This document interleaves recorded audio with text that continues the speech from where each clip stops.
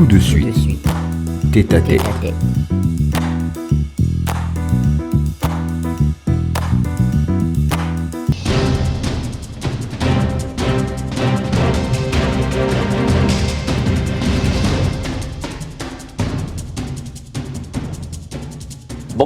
Bonsoir, et nous sommes très heureux de vous savoir nombreux sur votre smartphone, vos téléviseurs Android pour pouvoir suivre justement cette émission tête à tête sur Alpha Télévision. Nous débattons justement de plusieurs sujets, vous le savez déjà, depuis fort longtemps, notamment sur le domaine économique, politique, social et environnemental. Alors dans le cadre du contexte actuel, nous débattons du projet de constitution en République gabonaise, notamment avancée ou recul, et nous allons voir tout cela avec une très grande dame et pas de moindre que vous allez découvrir dans un petit instant. Il s'agit bien évidemment de Yoni Tsongo. Bonsoir. Bonsoir. Merci d'avoir accepté notre invitation puisque nous nous avons quand même très occupés. Oui, c'est vrai. Oui, je suis très occupée. C'est normal en tant que femme entrepreneur et femme politiquement engagée. Donc, c'est normal que je sois une femme occupée. Alors, si on vous demandait qui est Chérie Yoni, que répondez-vous justement à nos internautes qui nous regardent actuellement? Chérie Yoni Tsongo, épouse Ngoussi, c'est d'abord l'ancienne Miss Gabon 2002. Chérie Yoni Tsongo, c'est une économiste de formation. Chérie Yoni Tsongo, c'est aussi un ancien cadre de banque. Chérie Yoni Tsongo est une femme entrepreneur. Je suis engagée dans l'entrepreneuriat social, mais aussi dans le e-commerce. Donc, Chérie Yoni Tsongo est la présidente de l'ONG Ladies Club for Leadership and Development, qui est une organisation qui fait dans la promotion de l'éducation, la promotion du leadership féminin et la promotion de l'autonomie financière de la femme. Et c'est dans ce cadre que je tiens toujours à préciser, chaque fois que je me présente, que je suis une femme créatrice de richesse et que mon rôle aussi est d'encourager toutes ces femmes qui sont encore dans la précarité et qui sont exposées à la vulnérabilité vis-à-vis de leur conjoint à faire comme moi. Donc voilà qui je suis. Alors on va dire que vous êtes donc une femme complète et dynamique par rapport justement à toutes ces missions relatives à votre ONG. Alors vous êtes donc une femme d'action, présidente de l'ONG. Certainement vous avez un regard sur ce qui se passe dans notre pays actuellement, bien évidemment, puisqu'on voit sur le terrain. Quelle lecture faites-vous de façon survolée du pays à l'heure de la transition, partant du coup d'état de libération au processus électoral avec la campagne référendaire qui est lancée, on va dire, depuis le 6 novembre. Merci pour cette question. Effectivement, partant du coup d'État, ou plutôt le coup de libération, parce que c'est un coup d'État salutaire, et ça tout le monde est unanime ou a été unanime là-dessus. Jusqu'à aujourd'hui, la lecture que je fais de mon pays est une lecture plutôt positive, parce que j'ai envie de dire et de le confirmer que oui, le pays est vraiment en train de changer. Les lignes sont en train d'être bougées et déplacées. Il faut juste faire preuve de patience parce qu'on entend tout et n'importe quoi. On entend des choses vraies, on entend aussi des choses fausses. Le pays est en transition. C'est une période provisoire que le pays traverse. Mais déjà, les choses s'annoncent très bien parce que la restauration des institutions que les militaires nous avaient annoncées lors de cette prise de pouvoir, la restauration des institutions est en marche, en commençant par ce projet de constitution, ce nouveau projet de constitution qui nous est soumis aujourd'hui au référendum qui se tiendra le 16 novembre. Alors, que répondez-vous à ces jeunes Gabonais, on va dire notamment de plusieurs quartiers de la capitale, puisque vous avez dit dans vos propos que justement les lignes sont en train d'être déplacées, les choses bougent, il y a une sorte, on va dire, de mouvement positif en fonction justement du développement du pays, mais pour beaucoup sont quand même un peu pessimistes, estimant que vraiment du point de vue social, il y a encore beaucoup, on va dire, de jeunes qui sont en quête d'emploi. Il y a ces jeunes femmes également qui cherchent aussi un peu à s'affirmer du point de vue social, qui malheureusement ne trouvent pas de porte ouverte pour pouvoir justement atteindre aussi, pour l'expression en vogue, la certaine félicité, tant chanté, prôné par le CTRI? Bon, je crois qu'il faut remettre les choses dans leur contexte. Moi, je pense, et le président de la République l'a encore rappelé il y a quelques jours, que les militaires ont pris le pouvoir pour restaurer d'abord les institutions qui étaient bafouées parce que la malgouvernance, elle venait aussi de là. Elle venait des hommes, c'est vrai, mais elle venait aussi de la mauvaise, plus ou moins, organisation de nos institutions. C'est vrai, les gens ne peuvent pas se contenter que de cette restauration des institutions. Les gens ne peuvent pas se contenter de ça parce que les gens ont besoin de manger, les gens ont besoin d'aller travailler, les gens ont besoin de se soigner, etc., etc. Et je pense que le président de la transition fait tout ce qu'il peut, tout ce qui est en son pouvoir pour le faire dans ce sens. Il y a des personnes, effectivement, une partie des Gabonais qui voient et qui constatent les changements sur le terrain. Il y a des gens qui voient ces routes en béton, même si elles sont en béton, c'est vrai. Et qui sont quand même à l'arrêt dans plusieurs qui sont à l'arrêt, actuelle. Certainement, parce on que ne sait pas trop bien pourquoi, alors que le référendum actuel a été quand même financé à hauteur de 27 milliards de francs CFA. C'est vrai, c'est vrai. Il faut y aller étape par étape. Je crois que les nouvelles autorités ont pris un pays qui était au sol, financièrement au sol, un pays très endetté, même si c'est vrai le taux d'endettement était en deçà de 70% ou de 60%, mais ils ont pris... Vous êtes au courant qu'il a augmenté quand même aujourd'hui Il a augmenté aujourd'hui, c'est tout à fait... Sous l'ère du CTRI, bien évidemment. Sous l'ère du CTRI, mais il faut reconnaître, il faut reconnaître, comme je le disais tantôt, que les nouvelles autorités ont récupéré un pays qui était au sol. Et ils sont en train de tout mettre en œuvre pour pouvoir relever le pays. Des choses sont en train de se faire. On voit des bâtiments qui sortent de terre. On voit des routes dont les travaux sont en train d'être terminés. Je fais partie des jeunes Gabonais qui se sont engagés politiquement sans aucune expérience, mais parce qu'on voulait faire changer les choses. Et grande était ma désolation de constater, justement, quand je suis rentrée dans les quartiers, notamment dans le 1er arrondissement, de voir qu'on avait des beaux quartiers, des très très beaux quartiers, mais malheureusement, il n'y avait pas de route. Aujourd'hui, je suis contente quand je repars dans certains de ces quartiers et je vois ces routes, bien qu'elles soient en béton, mais qui embellissent nos quartiers. Donc c'est déjà quelque chose. Vous avez des gens qui sortaient avec leurs enfants le matin, sous la pluie, qui marchaient dans la boue et qui allaient porter leurs chaussures en bout de chemin. Donc toutes ces personnes sont contentes aujourd'hui. Nous aimerions que ça continue.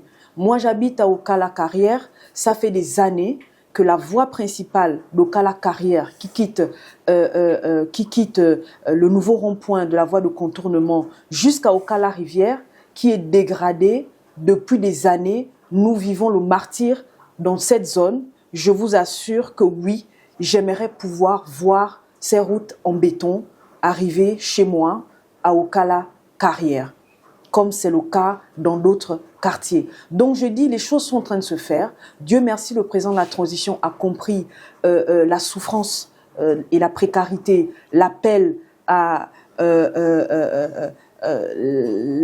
une sortie de crise sociale du peuple gabonais. Il a compris cet appel et je pense qu'il fait beaucoup d'efforts dans ce sens. Pour ce qui est du chômage, vous avez parlé du chômage, effectivement, beaucoup de jeunes aujourd'hui sont encore au chômage malgré l'arrivée, j'ai envie de dire, de la transition, en quelque sorte. L'arrivée du libérateur. Mais écoutez, c'est pas en une année que tous ces problèmes vont se résoudre.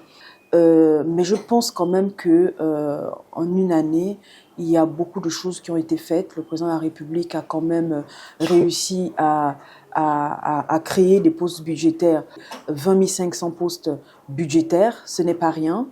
Certains disent que ce sont des personnes qui étaient déjà en activité ou qui étaient dans le pipe. Le président de la République a lancé le projet Un Gabonais, un taxi. c'est 417 taxis qui ont été mis sur le terrain, sur le terrain, justement pour absorber une main-d'œuvre quand même de jeunes Gabonais qui étaient intéressés par cette activité. Il y a eu aussi bien évidemment la création, d'abord qui est une des premières grandes actions que le président a dû réaliser pour encourager les jeunes à entreprendre. Vous avez la création en cours, en phase même finale de création de la BCEG, qui est la banque pour le commerce et l'entrepreneuriat qui va bientôt ouvrir. C'est une opportunité qui va s'ouvrir là pour les jeunes Gabonais entrepreneurs comme moi, qui auront la possibilité d'aller lever des fonds auprès de cette banque. Je reviens quand même sur le projet Un Gabonais, un taxi, il faut comprendre ici que c'est un projet social, même si on a eu à demander cette caution d'1 million de francs CFA qui a fait du bruit, mais il faut reconnaître que c'est un projet social parce que c'est une frange de la population qui n'était pas éligible au crédit. Moi, je suis un cadre de banque, un ancien cadre de banque. Il est très difficile pour un jeune d'abord de pouvoir obtenir un financement pour ce qui concerne la création d'entreprise. Ce n'est pas évident. Et deuxièmement, si vous n'avez pas de source de revenus, vous n'êtes pas éligible au crédit. Donc ces jeunes n'étaient pas des jeunes éligibles au crédit à la banque. Donc on leur a donné la possibilité de pouvoir souscrire à cette offre et pouvoir créer une activité ou avoir une activité génératrice de revenus. Donc qu'on le veuille ou pas, ça reste un projet social. Donc, je vous ai cité là 3 grandes actions que le président de la République a mis en branle pour pouvoir absorber un tant soit peu une partie de cette main-d'œuvre de la jeunesse gabonaise qui est en attente d'un emploi. Donc, ce n'est pas rien. D'accord, on vous a parfaitement compris. Alors, on vous a également vu il y a quelques jours sur les réseaux sociaux, il faut le signaler à partir de votre ONG. Pouvez-vous nous expliquer exactement ce dont il était question dans ces différentes sorties? Oui, j'ai tenu à faire justement une sensibilisation citoyenne avant la date prévue de l'ouverture de la campagne pour ce référendum en vue. Il s'agissait d'aller expliquer aux Gabonais de ma circonscription leur rôle en tant que citoyens gabonais, parce que beaucoup de Gabonais aujourd'hui, et je l'ai constaté sur le terrain, ne connaissent pas leurs droits, ne connaissent pas leurs devoirs, ne connaissent absolument pas leur rôle dans la société et dans la République. Et c'est ce déficit de citoyenneté aussi qui est à l'origine de beaucoup de maux dans notre société. Et puis deuxièmement, il s'agissait quand même d'aller expliquer aux gens la Constitution, ou le contenu de ce projet de Constitution avec des mots, parce que ce n'est pas tout le monde qui comprend ce qui se dit à la télé. C'est vrai, il y a une grande campagne quand même de sensibilisation sur nos médias qui vise justement à faire dans la pédagogie pour ce qui concerne ce projet de Constitution. Mon étonnement de constater qu'il y avait d'abord des gens qui n'avaient pas lu cette Constitution, qui ne l'avaient pas eu entre les mains et qui ignoraient absolument le contenu de cette Constitution. Donc nous avons fait ce travail avec le soutien de l'IRI, qui est une organisation américaine qui fait dans la promotion de la démocratie. Vous voyez, ce sont des bases qui ont été, qu'il fallait absolument aller donner aux populations. J'aurais aimé que cette activité soit beaucoup plus élargie à d'autres quartiers, pourquoi pas au niveau national. Je ne fais pas partie de la seule, je ne suis pas la seule organisation qui a eu un financement de la part de l'IRI pour faire cette activité. Nous étions une dizaine d'ONG qui ont été sélectionnées pour pouvoir mener à bien ce projet de sensibilisation citoyenne. Nous aurions aimé, se faire accompagner ou se faire coopter dans la coordination pour ce qui concerne justement la campagne référendaire hein, qui est en train de se tenir parce que les ONG, nous sommes d'abord membres de la société civile, nous sommes des organisations de la société civile et nous ne sommes pas censés aller parler aux populations comme les politiques le font. Quand les politiques vont sur le terrain, quand ils prennent la parole, ils prennent très souvent la parole pour dire des choses qui très souvent les arrangent. Et il y a des aspects qui ne sont pas toujours évoqués et c'est parfois fait exprès. La liberté d'expression n'est pas un slogan, mais un fait. Dire ce que l'on pense en respectant les causes, c'est cela la maturité. Vous êtes un expert en politique, l'économie c'est votre domaine, l'entrepreneuriat est ce qui vous passionne le plus. C'est dans cette optique que Alpha Télévision a créé pour vous l'émission Tête à Tête. Un tête-à-tête pour vous pendant 25 minutes pour éclairer l'opinion. Et ça se passe tous les jeudis sur Alpha Télévision à partir de 19h. Passez le message.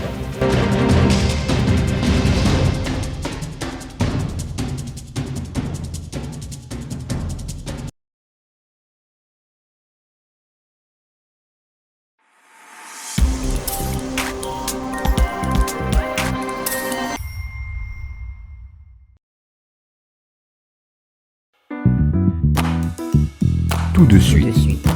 Tête à tête.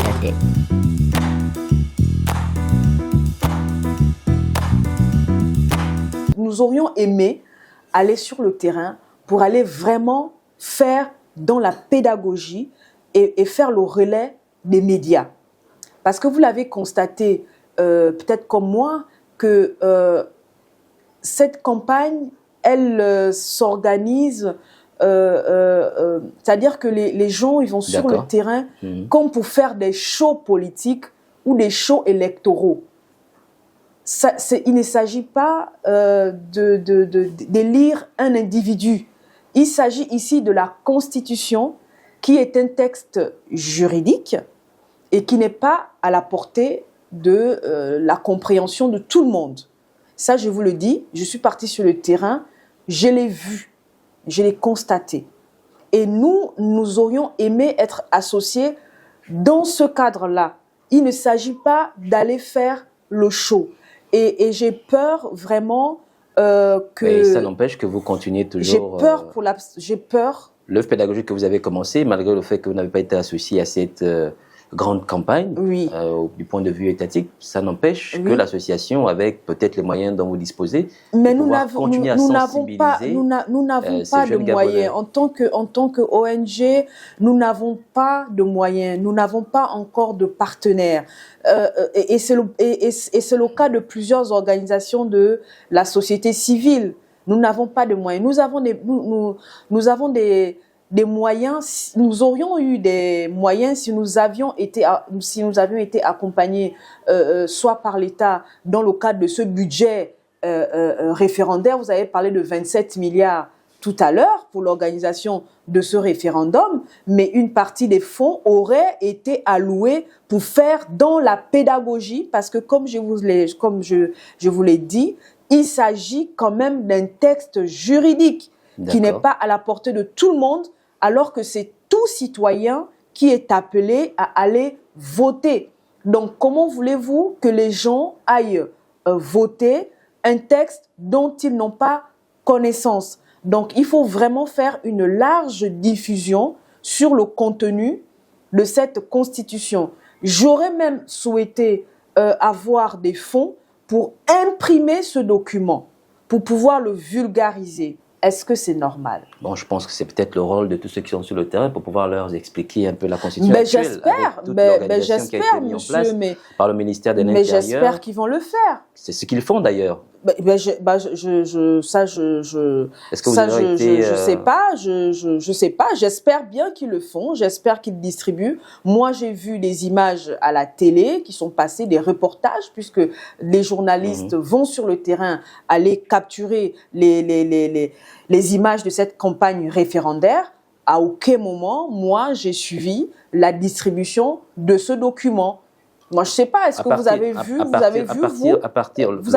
moi, je vous pose la question, même si j'ai pas le droit de poser la question, je suis obligé d'inverser les rôles, mais est-ce que vous avez vu, vous? Le plus important aujourd'hui, c'est d'expliquer ce contenu-là. même si les populations, pour certains, n'en détiennent pas, puisque ça avait quand même été rendu public dans certains journaux, notamment le quotidien national.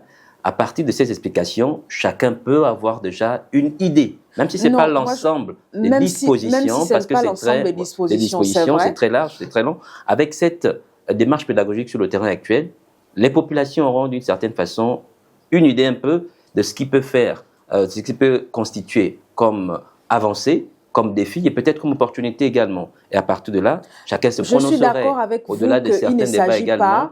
Il est déjà très important pour pouvoir justement permettre aux populations de se prononcer en fonction de ce qu'ils auront compris. Je suis d'accord avec vous qu'il ne s'agit pas d'aller lire toute la Constitution aux gens. Je suis d'accord avec vous. Mais je vous prends deux petits exemples. D'abord, il aurait fallu déjà, puisque la campagne a commencé depuis le 6, il aurait fallu déjà voir à la télévision des messages en langue vernaculaire pour expliquer les grands principes ou les grandes innovations de cette Constitution. Jusqu'à présent, je ne pense pas l'avoir vu sur les médias publics. Il y a des populations qui sont dans les coins reculés, des gens qui ne parlent pas le français, enfin qui ne comprennent pas très bien le français. Ça, je ne l'ai pas vu. À cette petite point de vue médiatique. Après, vous allez me dire qu'il y a des équipes qui sont sur le terrain, qui vont aller à l'intérieur du pays, jusque dans les villages, pour aller expliquer et tout ça là. Ça, je l'espère bien, parce que j'ai l'impression que les messages que moi j'écoute de la part des politiques, je ne vais pas dire lesquels ici, parce que je m'inscris dans la vision qui est celle du président de la transition et du CTRI, de faire dans l'inclusion, d'accord, et la cohésion. Donc de faire avec tout le monde. Mais les messages, je vous dis, les messages que je connais ou que j'ai entendus de la part des politiques, ce sont parfois des messages qu'ils donnent aux populations qui n'ont rien à voir avec la Constitution elle-même, qui n'ont rien à voir avec la Constitution. Ce n'est pas mon analyse, c'est une réalité, monsieur. C'est une réalité. On ne peut pas vouloir responsabiliser les individus qui plus sont des citoyens dans une république, et puis venir dire aux gens que allez-y voter à cette Constitution par rapport aux actes que les gouvernants ont posés. Ça n'a absolument rien à voir. La Constitution, c'est une loi. C'est la loi fondamentale qui va régir notre société, notre pays, et qui va l'engager sur plusieurs années. Donc, on ne peut pas venir tenir des discours comme ceux-là. Il faut apprendre, il faut enseigner aux gens ce qu'il y a dans cette Constitution. Il s'agit de leur expliquer quels seront leurs droits fondamentaux, quelles sont leurs libertés, quels sont leurs devoirs vis-à-vis de l'État réciproquement, quel sera le fonctionnement de nos institutions, même si on ne rentre pas dans les détails, mais quel sera l'impact dans leur vie quotidienne. D'accord, donc c'est de ça qu'il s'agit. Même si certains déjà l'ont fait à partir de certains canaux que sont et ça vaut aussi. Attendez, laissez-moi terminer. Ça vaut aussi pour les partisans du non qui viennent distiller des informations qui sont pas du tout bonnes. C'est de la désinformation. Moi, j'appelle ça de la désinformation. Non, c'est un point de vue, nous sommes en démocratie. Oui, moi j'appelle ça de la désinformation. À certaines choses qu'ils estiment peut-être pas. C'est comme une duperie politique en fait. Moi, je le perçois comme une duperie politique, et je dis que ça ne peut pas être possible. Et quand ils remettent en cause, madame, quand ils remettent en cause la question de la concentration de pouvoir, pour voir à quel niveau, selon vous, par rapport justement à leurs propos, serait une duperie? Non, attention, il faut pas sortir les choses de leur non, pas contexte. De la Constitution. On ne sort pas du contexte. Nous sommes ici à pleine Constitution. Il faut aller point par point. Moi, je pense que cette Constitution, elle comporte des innovations, Ça, il faut le reconnaître. Et qu'il y a certainement des choses qu'il va falloir peut-être amender dans les années à venir, mais l'essentiel. Qu'est-ce qu'il faut amender dans les choses pour à moi, venir? Parce que vous l'essentiel. avez quand même la Constitution en question. Qu'est-ce qu'il faut amender dans les choses à venir? Déjà, il y a un argument pour le camp du non. Que je vous donne un argument pour le camp du non. On parle en fonction pour édifier les internautes qui nous regardent. Parce que vous avez dit qu'il y a quand même des choses à améliorer, à amender à l'avenir, qui sont peut-être des arguments pour le camp du non. Mais les arguments pour le camp du non, les arguments pour le camp du non, moi je ne les partage pas. Je ne les partage pas vraiment. Sur certains points, notamment par exemple sur la durée du mandat, c'est assez discutable. C'est assez discutable. Aujourd'hui, les partisans du non au référendum disent que dans beaucoup de démocraties aujourd'hui ou dans beaucoup de pays dits en voie de développement ou des pays en développement, on est sur des mandats de 4-5 ans. Et que le mandat de 7 ans, il serait long. Mais il y a aussi des personnes qui vous diront que le mandat de 7 ans, il pose pas problème tant que ça, parce que le président de la République qui arrive, il aimerait pouvoir avoir le temps d'implémenter sa politique. Alors, l'ONG Ladies Club for Leadership and Development Gabon a déjà donné une consigne de vote comme le fait la plupart sinon certaines plateformes associatives. Bon, je crois que si vous m'avez bien écouté, vous avez écouté l'émission de Ladies Club for Leadership and Development, c'est que notre organisation, elle fait dans l'éducation. Elle fait dans l'éducation. C'est une organisation, d'abord c'est une association, elle est apolitique. Et nous n'avons pas de consigne de vote à donner en tant qu'ONG. Tout ce que nous pouvons faire, c'est de participer à cette campagne référendaire parce qu'elle revêt un caractère particulier du fait qu'il s'agit ici d'aller donner sa position en tant que citoyen sur ce texte, d'aller apprécier, c'est juste édifier, chacun apprécie ce et vote en texte. toute connaissance de cause. Exactement. Notre rôle est vraiment de pouvoir donner aux citoyens gabonais les arguments pour pouvoir prendre une décision par rapport à ce texte. C'est notre rôle. Mais qu'à cela ne tienne, pour avoir pris connaissance de ce document, je dis ce document comporte des innovations. Ce document comporte des innovations en ce sens que d'abord c'est un texte qui a été fait, conçu par des Gabonais eux-mêmes. Deuxièmement, c'est un texte qui émane des recommandations d'un dialogue national qui s'est voulu inclusif. Ce sont les Gabonais eux-mêmes qui ont apporté leur contribution, du plus petit au plus grand. C'était ouvert à tout le monde. Les Gabonais ont donné leurs aspirations. Et ces aspirations ont été prises en compte pour être consignées dans ce document. Et troisièmement, c'est un texte qui va être adopté par voie référendaire. Donc c'est vraiment quelque chose de très positif. Et pour revenir sur les grandes innovations de ce texte constitutionnel, moi je citerai juste quelques-uns. Oui, d'abord, la limitation du mandat, qui est déjà très bien, d'accord. L'élargissement des droits fondamentaux. Vous avez l'exclusivité de la nationalité gabonaise pour le candidat qui voudra aspirer à la magistrature suprême. Ça, c'est tout à fait normal pour limiter les conflits d'intérêts. C'est très important. Non, ça, des binationaux peuvent participer aujourd'hui. Hein. Mais un binational... Non, mais c'est pas possible, monsieur. Gabonais, dites-moi, est-ce que c'est normal que vous ayez à la tête d'un pays quelqu'un qui a une nationalité autre que la nationalité du pays qu'il sert? Logiquement, est-ce que vous trouvez ça normal? Est-ce que vous trouvez ça normal? Ce n'est pas normal. Vous ne pouvez pas servir un État et avoir une nationalité autre.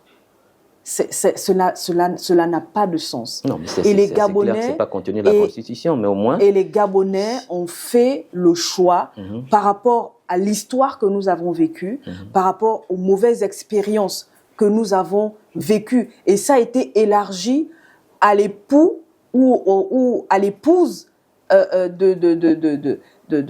du candidat ou de la candidate aux élections présidentielles. C'est tout à fait normal parce que nous l'avons vécu. Nous avons eu des cas, des exemples de personnes, notamment la première dame, pour ne pas la citer parce que je suis bien obligée, l'ancien directeur de cabinet qui a eu des démêlés avec la justice qui est français. Donc vous comprenez que ça ne peut plus continuer comme ça. Ça ne peut plus continuer. Je crois que si on ne peut pas tirer les leçons des erreurs passées, c'est que nous n'avons rien compris. Et je pense que cette constitution, elle s'inscrit réellement dans cette logique. D'accord. Donc, si on comprend bien, cette constitution est une lueur d'espoir, non seulement pour les femmes, la jeunesse. C'est une lueur d'espoir pour les femmes, c'est une lueur d'espoir pour la jeunesse, c'est une lueur d'espoir pour les PVH, pour les peuples autochtones, etc. C'est pour ça que je dis il y a des innovations dans cette constitution qui sont absolument des aspects positifs de ce nouveau projet de constitution. Pensez-vous qu'il n'y a rien à redire dans cette constitution? Tout est vraiment parfait dans le meilleur des mondes.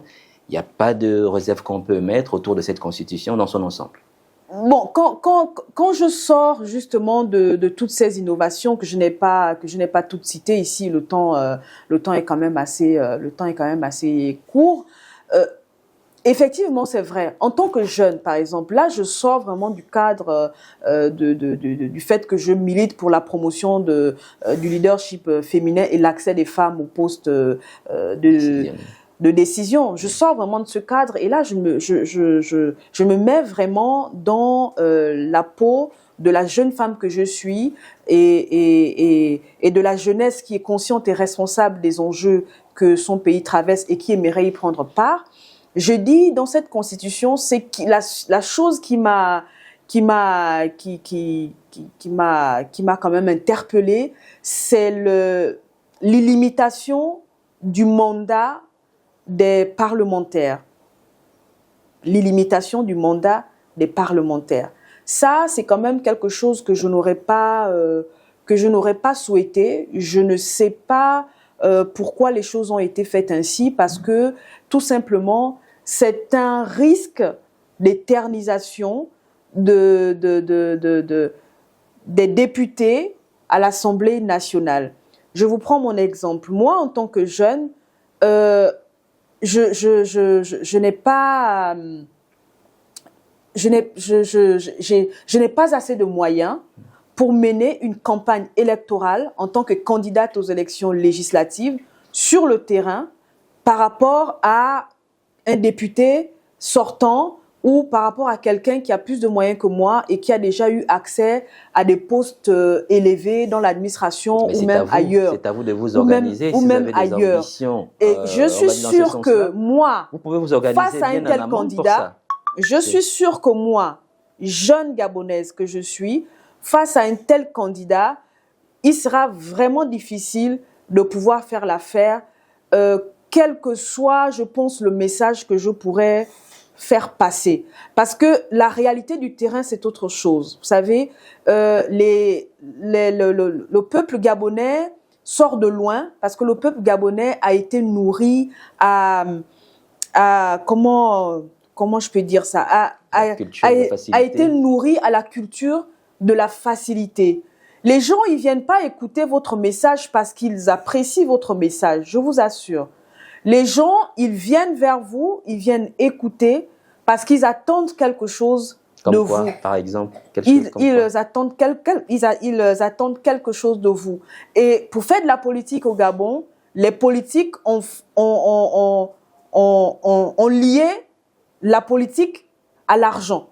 Et ça a Donc, quand même changé, hein. avec peu de moyens, je vous assure, il sera difficile de faire face les populations à n'avaient ces pas classiques. forcément les moyens financiers. Non, je vous assure, il sera difficile. On parlait de l'aspect pécunier.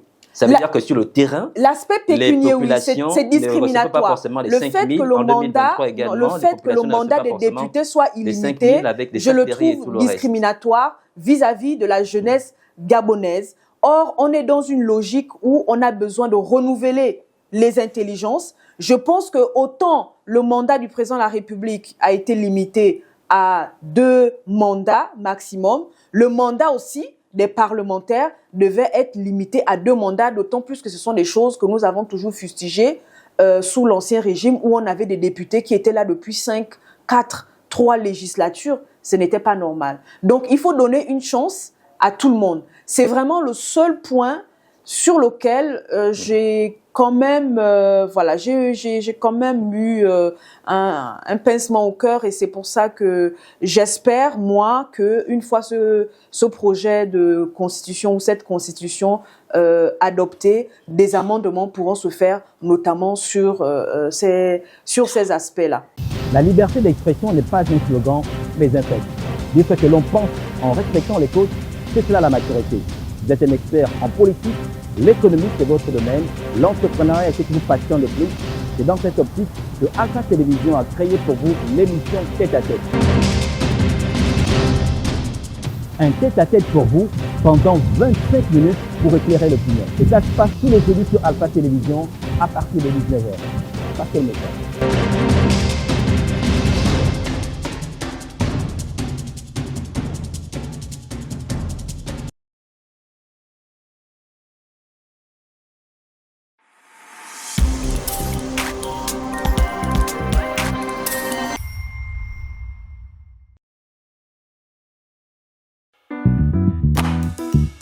Tout de suite, tête à tête.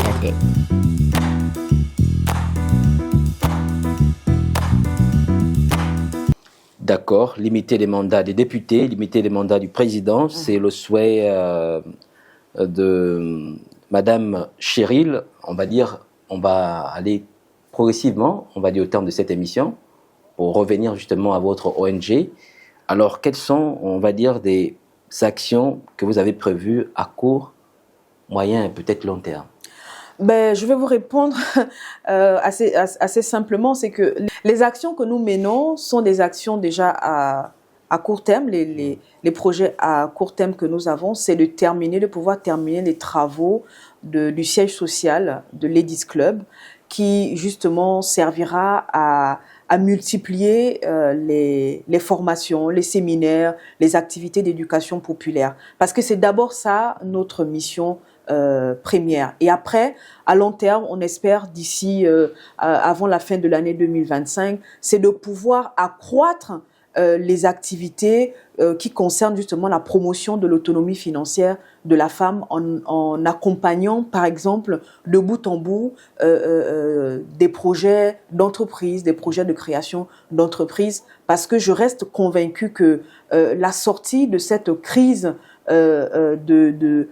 de chômage que connaît beaucoup de jeunes dans notre pays, qui est un fléau d'ailleurs. Moi, je pense que la sortie de crise est vraiment est assurée par